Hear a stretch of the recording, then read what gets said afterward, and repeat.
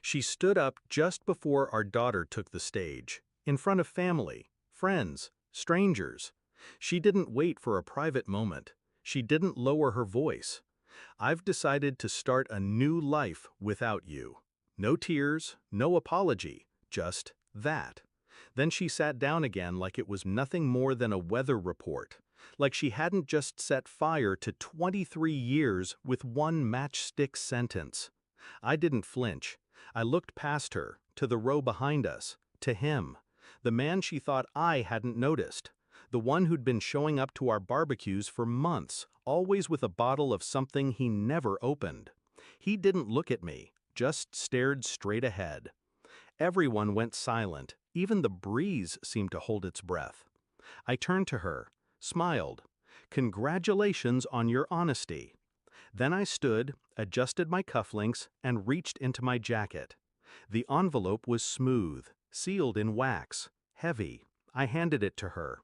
She hesitated, and in that pause, I left.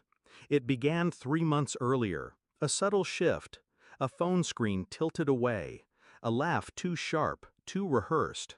She started spending more time at the gym, but came home without a drop of sweat, makeup flawless.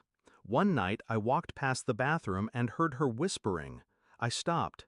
Just a single sentence escaped. "Not now, he's home." It hit me like static. She came to bed smiling, kissed my cheek, and I said nothing, because that's what they expect. Silence, doubt, confusion.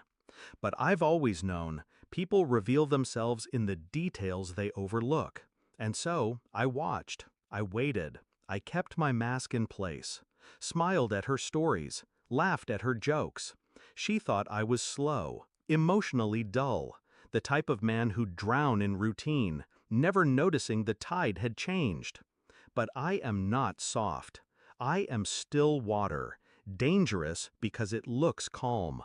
First, the phone. She used the same password for everything.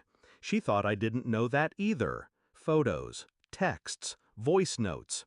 He signed them J. Sometimes she called him baby. Sometimes she called me him. I archived everything, quietly. Next, I checked the bank. 2 tickets to Paris booked under her maiden name, 1 hotel reservation, 1 bed.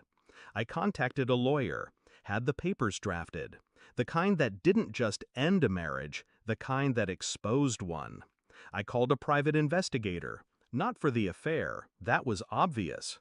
I wanted timelines, proof of deception before key dates, before joint accounts, before tuition transfers.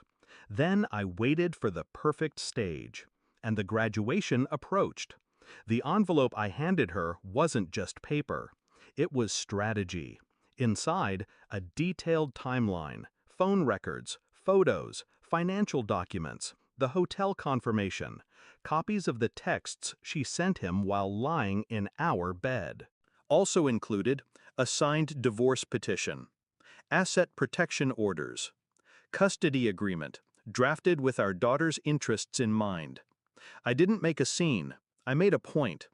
When she opened it, later, after the applause and diplomas, I imagined the blood drained from her face. Because it wasn't just proof, it was preparation. Her boyfriend? He's named in the restraining order for harassment, after I exposed how he'd shown up uninvited at our daughter's school last month. He never mentioned that, did he? 2 nights after the graduation, she showed up at my door. No makeup, no words, just eyes wide with betrayal. Hers, not mine.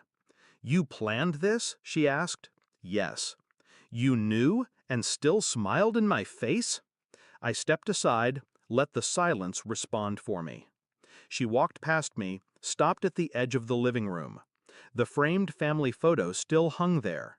She stared at it. Then, "Do you even care?" I turned to her, calm, measured. "I cared enough to let you reveal yourself before I responded." Her breath caught. She finally understood. This wasn't revenge. It was exposure. She built a lie in daylight and thought no one would notice.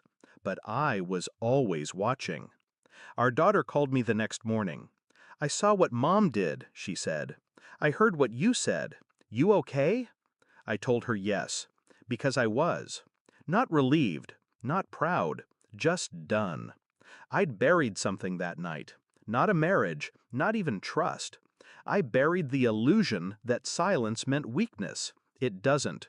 Sometimes silence is just the sound of a man sharpening the truth.